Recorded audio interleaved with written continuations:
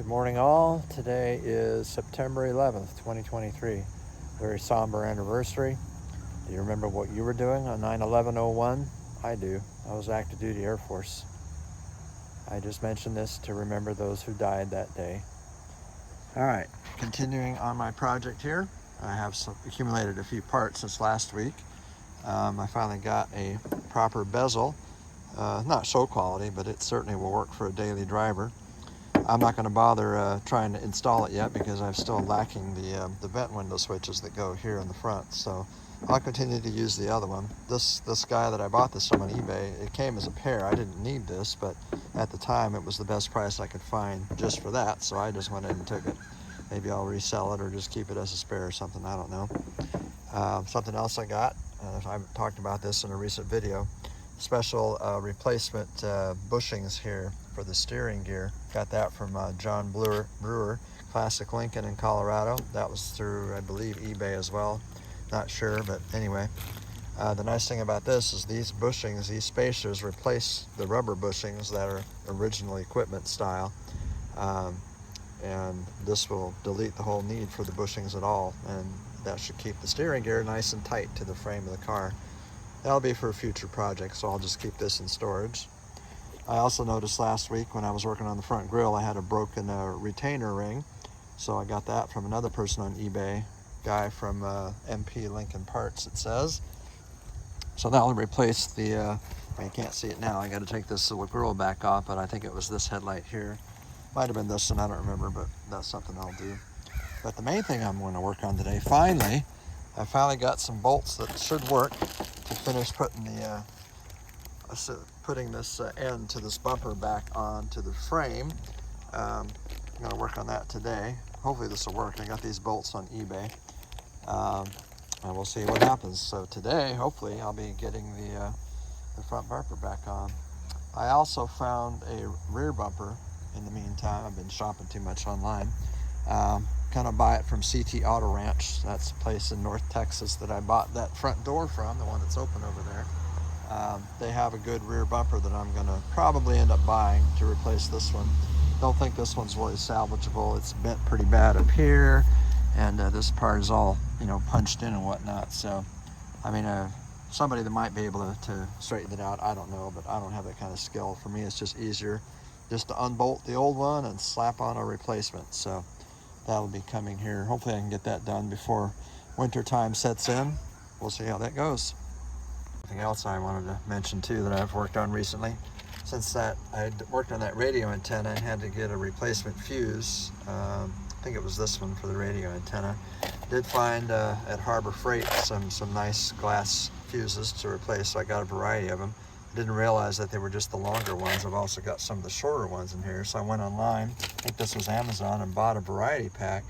But these, although the amperage is correct, and I think the length of these fuses is okay, I noticed they look quite a bit smaller overall in the end diameter. So I'm not sure they're even going to stay in these holders if I actually needed them someday. So I haven't opened this up yet.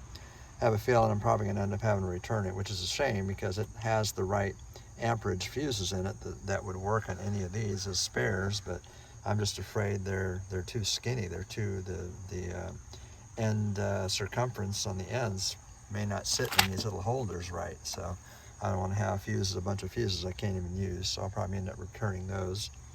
So me being a little slow here, it didn't occur to me that the car was hit on this side. It hit originally right there, pushed the whole fender in a little bit and all that, which means it probably bent the bracket some too, the mounting bracket. And sure enough, now that I'm finally looking at it after all this time, when I could have gotten another one probably by now, I noticed that it's not straight like this one is. This one's pretty straight like it should be.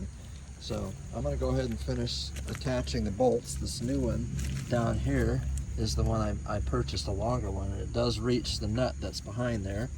So my only problem there is that these are not fully threaded bolts, and I'm hoping I've got enough thread here to tighten it all the way. But regardless, I'm going to finish tightening these down and see how this looks as far as mounting it back on the car. So might be a little more of a challenge than I thought. I don't think this part of the car, the frame itself, I don't think is compromised. I could be wrong, maybe it is, and maybe there's a lot bigger job than I'm thinking, but at this point, you know, I'm not going to worry too much about it. If I can just get this back on the car and it looks halfway decent, that's all I'm after right now. I might eventually need to replace that bracket though. Although somebody good might be able to straighten it out too, I don't know, but probably easier just to replace it. All right, so you can see my new bolt here. I decided I better put 2 washers instead of 1 on there to take up some of that shank that's not threaded there, because otherwise when I put it in the hole here where it belongs, it's going to bottom out. It's not even going to tighten against the bumper and everything. So just a little trick I have to pay. It was really hard to find these bolts too. They're very uncommon anymore, unfortunately. I think these are 7/16 -14, I think it is, coarse thread. I think that's what the size was, but they're not real common anymore. Yeah, there it is right there, 7/16 -14 by, these are 2-inch in length, but it's real, especially hard to find them fully threaded. I don't know why, but they're just uncommon anymore.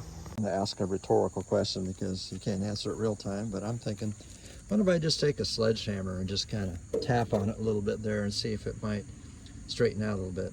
I wonder if it might damage anything if I try to do that, because I really don't like how crooked that looks, how much of an angle that looks at compared to this side, which is, you know, straight. And this is a nice, like a 45-degree angle here where it connects. Look, looks nice on this side, not so much. So I don't know. I mean, I could just try and throw it on there, bolt it up, and see what it looks like. Maybe I'll do that first. We'll see. I tried the sledgehammer on it. It didn't even budge. There's my sledge. All I did was move the whole bumper over on the ground. So I'm just going to go ahead and slide it up here. The nice thing about this bumper and the way it's designed and everything, one person can do this. You saw me take it off in an earlier video. It goes back on just as easily. The reason it works so well is because it's got this little ridge here on both sides that the bottom of this bracket sits on. So you can literally just slide it on and one person can do it because the bumper's not all that heavy. So that's the next step. See what this looks like. All right, getting there. I ended up using some car ramps because I couldn't quite, not strong enough to hold it all in the right place to get it to where it needs to go without something to lift it up. So I used the ramps. So now I got it resting on the ledge there on the one side, on the ledge over here. So now I'm just gonna lift it up from the front and hopefully just shove it back in place, just the same way I pulled it off. Okay fans, here we go. I'm gonna shove this bumper up into place theoretically. I got a friend right now that's filming for me, so let's see how this goes. Okay, hey, look at that. Okay, hey, that came out pretty good. Let's see what this looks like now that, no, I don't need to stop it. Let's see what this looks like. So even with that bent bracket, it looks like I'll be able to attach it to the frame. I'm still tempted to just leave it sitting here like it is right now until I get another bracket, just in case, but looks like it's not bad, not bad. So, all right, I went back and reviewed my original video where I removed the bumper, however long ago that was. It wasn't that long ago, where I had laid out the bolts specifying where they go on the car. So now that I'm ready to put it back on, I know exactly where they go. So in my video, I had this one with the flat washer went on the bottom right of the bumper, down there on the bottom right. And then the short one goes on the top left, diagonally opposite of that one. So these are same length bolts and everything, but this has a special washer on it to fit where that bracket is. It goes right there. So now I'm going to put these back in. Forgot to mention that I'm spraying down these threads with WD-40 as I go. I made use of the bumper jack to support the bumper so I could try and get the bolts in the sides of the bracket. Didn't have any trouble on this side, didn't even need to use the bumper jack, but because that bracket is bent over here, I'm having a lot of trouble trying to get it to get the holes lined up. I'm hoping I can get all 4 bolts in there because I want to be done with this for now, but that bottom one there, with the one with the flat washer, it doesn't want to catch the threads. The top one is in, and I still have the front 2 to do, but using the bumper jack also allows you to raise it up to adjust it because all those bolts, you know, are adjustable as far as how the bracket sits on there. But getting there. All Alright, what you're looking at right now are the big square nuts on the inside of the frame that those bumper bolts I'm trying to get in. That last one on the bottom, I haven't been able to get the bolt in there yet. I just wanted to make sure the nut wasn't spinning or something, but it's obviously not. It's in good shape, so I just got to continue working on getting it in there. It's just because that bracket is bent. It's just not lining up right. Everything's fine on the other side. You can see the bolts there through the nuts. All is well. A little later the same day, I decided that I am indeed going to get a replacement bracket. I just don't like the way that's not fitting very well like it's supposed to, and I'm sure it will affect the angles and everything to get that thing mounted on there correctly, so I'm not going to go any further right now with that. Since I just went ahead and ordered a replacement rear bumper from CT Auto Ranch, I'm going to remove this bumper. It's pretty easy to do. There's 4 nuts here on the side of the trunk you got to take off, and then there's a couple of bolts underneath. I believe these are probably 3/4. They might be smaller actually than 3/4, but anyway, it's pretty easy to get the bumper off, and I just have to remember to disconnect the wiring before I do that so it doesn't yank it out and damage it. And the reason I'm taking the bumper off now is I want to see if I need to replace the bracket that's on this side. I suspect it might be bent because of the way this bumper is shoved in, kind of like the front side. The left side looks like it should be fine, but I found a place online, Barth Auto Parts I think it is, that has a rear set of brackets for a reasonable price. But I want to get the bumper off first to make sure I actually need them. So that's my next step here. I wanted to point out that I was disappointed when I realized that the trunk started leaking water on me. It sat all that time outside before I bought the car, and the trunk was dry the first time I got it open, so I didn't expect it to leak. But I guess after disturbing the rubber seal, after it had been closed all those years, it doesn't seal anymore, so the bottom is a little wet, so I wasn't too happy about that, but not the end of the world. All right, in order to get to the wiring, I had to loosen up this panel here. There was a couple of small screws here and on that side and one down there. Moving those out of the way. You can see the wiring harness here. Got to unplug that, push that through. And then there's this side, that little plug is already out for some reason, but that's okay. Another one right here for the license plate light. And I noticed over here, the wire for the reverse light has been cut. I don't know what happened there, but so I don't have to unplug that one since somebody somehow cut that. I don't know what happened there, but that's easy enough to fix. And on this side, that little reverse light is still plugged in right there, so I just have to unplug it and push all that through, make sure the wiring is loose and through the holes before I start unbolting the bumper itself. And I just noticed there's a bolt missing right here, so someone may have had this bumper off in the past. I just used a small screwdriver to kind of push this rubber boot through so you can get the wiring through there. It's easier to do if you're using 2 hands. There we go. So that one is ready just to pull through. That one I already pushed through.